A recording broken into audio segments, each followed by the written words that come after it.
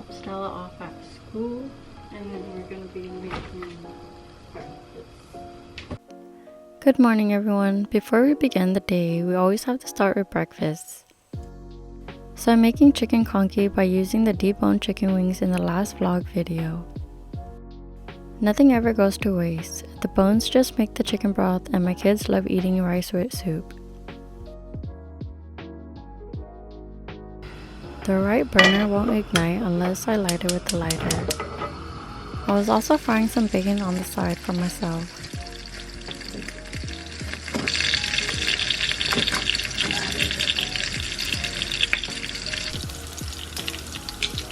My bacon is so tiny now.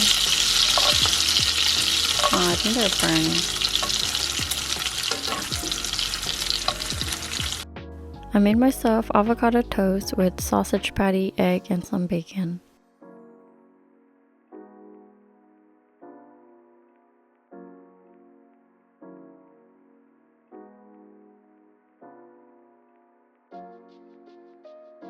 Chicken conky is my youngest daughter's favorite dish.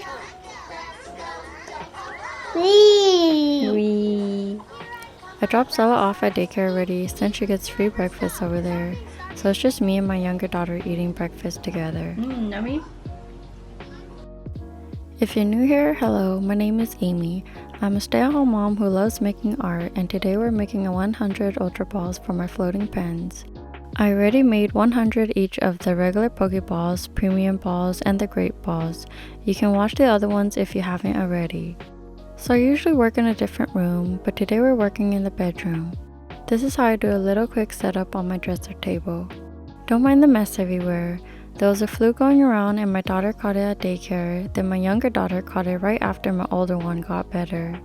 So there's an empty box of medicine at the window along with the CeraVe that the younger daughter was prescribed by her pediatrician because she broke out in bumps looking like chickenpox, which it wasn't, but it took 2 weeks to cure. So we've been going to the ER and doctors back to back last week. Anyways, back to my clays. You're probably wondering why I'm working on my dresser instead of my regular work desk. It was because my daughter wanted me to be in the room with her. And also I was finishing a TV show I started, which was Physical Asia on Netflix. It's just about elite athletes from 8 different countries battling for national pride in a series of extreme physical challenges. I usually just watch whatever looks interesting, or sometimes I've seen everything that I just watch it for background noise when I work. But since I'm done with audiobooks, I have nothing to listen to and I'm on the waitlist, so I'm going back to watch some animes. Let me know what your favorite anime is and I'll check it out. I have watched and finished all episodes of Naruto and watched it twice, but for One Piece, I have a harder time watching that one, because their fillers aren't as interesting as how Naruto's fillers are. I like watching Naruto because I love his personality, how he's always upbeat and happy all the time, and I envy that. But in reality, I'm like Sasuke and I'm known to be very quiet and don't speak aloud, but try my hardest to be better. I'll admit, it took me 10 years and 2 kids to finally come out of my shell and decide that I'm going to record myself and document my journey. Because if it's not day one, it's going to be one day, and I've always told myself one day I'll do it. And that was 10 years ago. So here I am now, making vlogs to look back on what I've created and how I've grown with my creativity and watching my kids grow with me.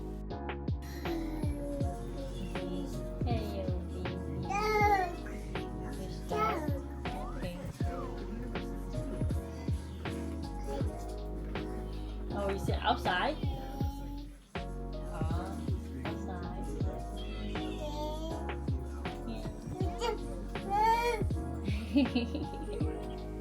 Trying to talk to the camera is kind of hard for me because I'm usually camera shy, and I feel weird talking to a camera and not an actual person. It's like talking to myself but aloud. But if I'm being real, I do usually sit in silence and talk to myself or think a lot to myself in my head, never aloud. Like some scenes in the movies or animes where someone's talking to you and you're looking at them like you're listening but you're really not. You're talking to yourself about something else in your head. I am those people. I think that's why a lot of people during my high school years never approached me. I always look like I'm mad dogging you, but really I'm just sitting there minding my own business trying to come up with more emo poetry since it was my emo years. I'm known as the quiet Asian kid that always sits in the back of the classroom and never talks or have real friends. Now that I think about it, I think people just let me sit with them because they felt bad for me.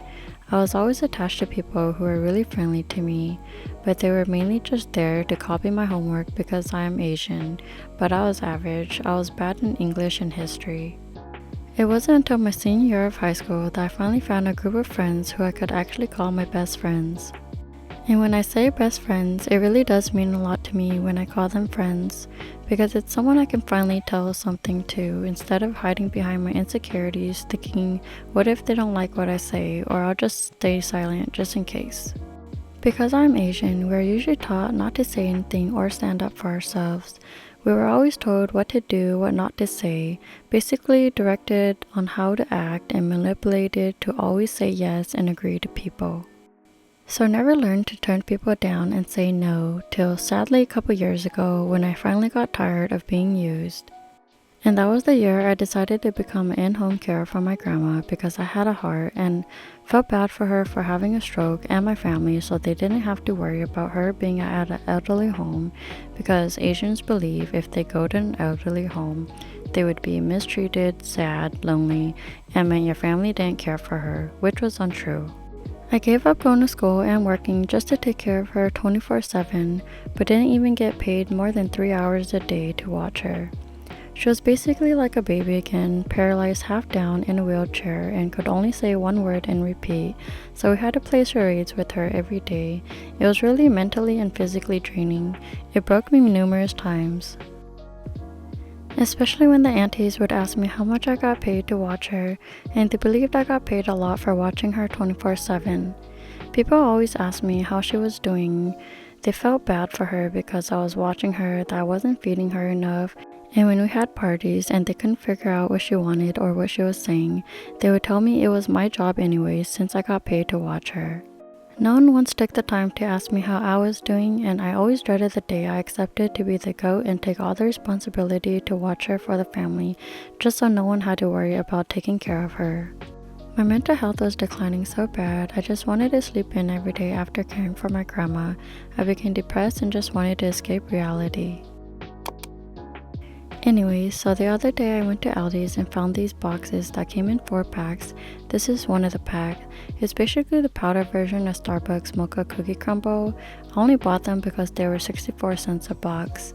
I grabbed 2 boxes of these and 2 boxes of the Caramel Crunch, which I haven't tried that one yet too. But apparently you just blend the powder with milk and ice. I would say it does taste like it, but it was very powdery. Maybe I should have mixed the powder thoroughly with the milk before blending it with the ice. I was drinking some clumps of bubble powders. I'd give it a 6 out of 10, but it would definitely taste better if I made it myself from chocolate syrup instead. It did melt and just tastes like chocolate milk. It's okay.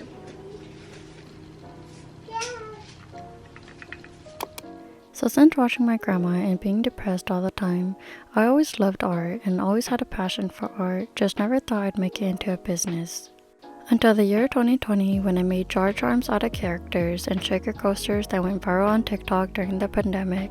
I never sold my coasters because of their imperfections and the resin always bended in the sun, but it always gives me a hit of dopamine when finishing a project. I sold all my jar collections and made $2,000 in 1 month. I could and should have continued, but I fell back into depression again when my fiance at the time's sister told me that since I was going to get married to them and their mom needed an in-home care person, and I was already in the system for me to leave my grandma for their mom. It was an unexpected event that happened so fast, and my fiance at the time knew what I was going through, so he didn't want to put me in the position again. My only escape from reality was either being at their house or making art, but because his mom had a stroke and his eldest sister put me in that position again, it really triggered me.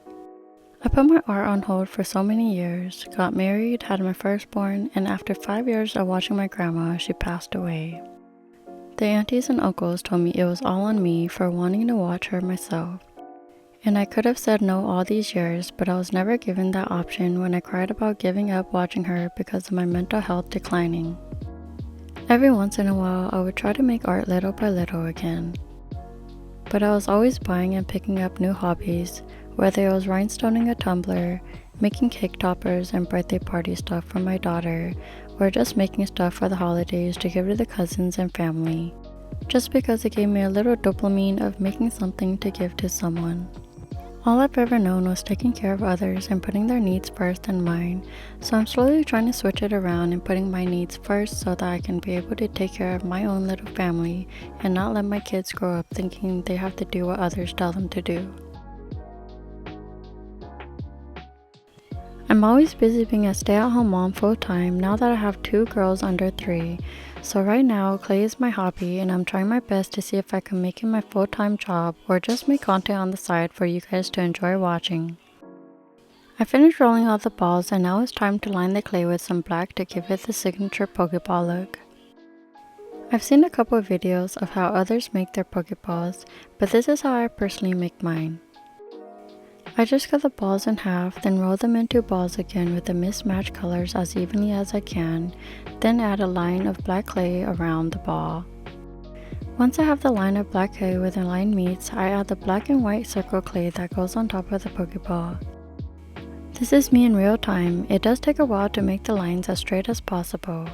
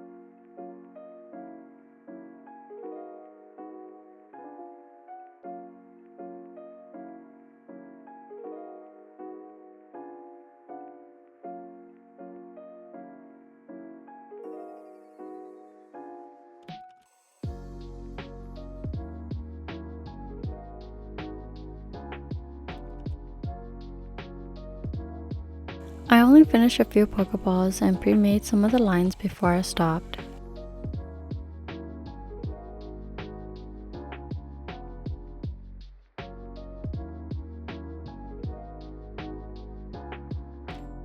Here's how much I was able to get done before picking up my daughter from daycare and making dinner. I made stuffed chicken wings. Here's how they look like on the inside.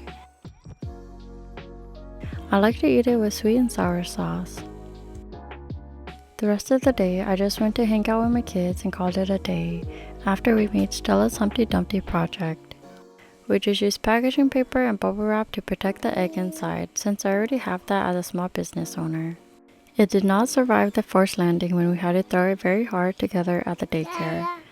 The school provided pumpkins at her daycare for their paint your pumpkin as your favorite character too, and since she loves Chattermax from Bluey, that's what we made together. I had her help me paint the 2 colors of the purple and lime green, then I added the features on later when the kids went to bed. It took me an hour to finish. It's the next day and I rolled out some more couple strings of clay ahead of time so I don't have to roll them out each time I run out. I didn't record myself finishing up lining the Pokeballs, but I did go on my TikTok live for the first time for an hour and 20 minutes to show and share me making them in real time. So here are all the rest of the Pokeballs finished. I just need to add the yellow Ultra Ball lines on the top. I did finish a few already, and since it's the weekend, that's why you see Stella here. They both wanted me to open some Tic Tac candy they got from Grandpa, then they ran off to go play. I try not to work on the weekends on my clay so my kids can have me time on the weekends, so I did pause making them for a while, but since it's the weekend, I usually go fishing with my dad and family, so if you want to see some lake fishing or ocean fishing, that is what I spend my time doing on the weekends. It will be on my other channel at ahhmeycreations where I document my adventures.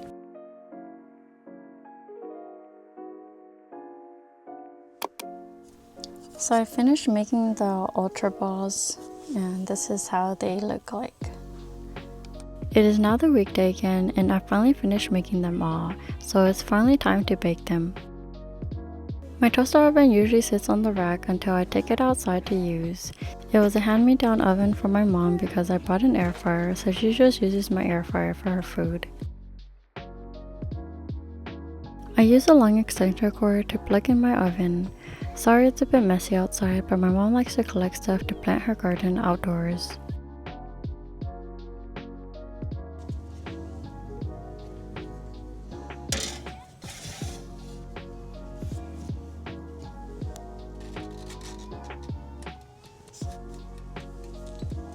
While the clay is baking outside, since Christmas is coming and the USPS is doing Operation Santa, I thought I would give them a try this year for the first time.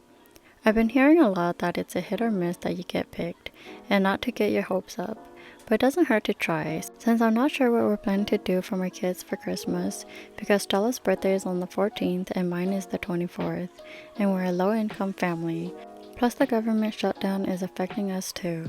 But if you're in the US, everyone of any age can send a letter to Santa.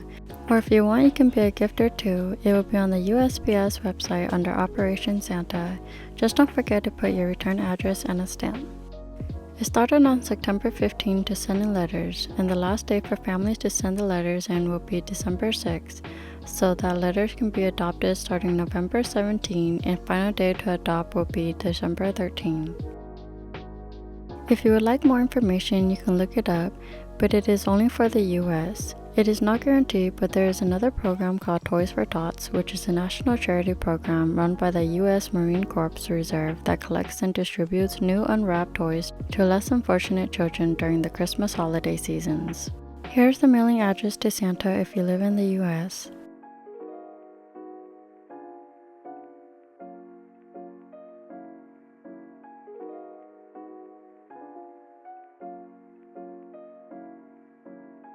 Anyways, my clay is done baking and my oven cooled down for being outside for a while, so I brought it back and put it on my rack. Here's them all baked.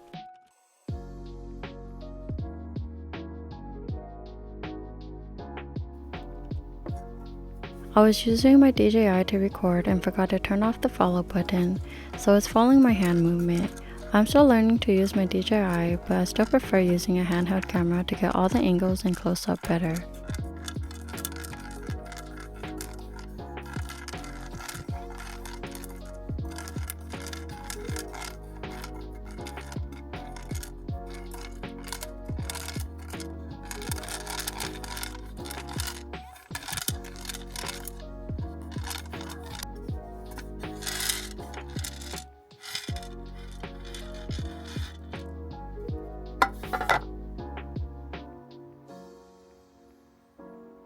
Here are the close-up of the 100 Ultra Balls.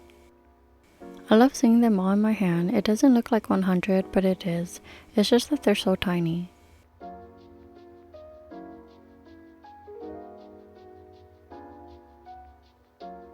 Thank you for hanging out with me to make 100 Ultra Balls while listening to me talk forever. I hope to see you in the next one when I make 100 Master Balls. Don't forget to like, comment who your favorite Pokemon is, and subscribe so you don't miss out on what I make next. Also, if you want to purchase my pokeball pens, they're on Etsy, and I'll leave a link in the descriptions below.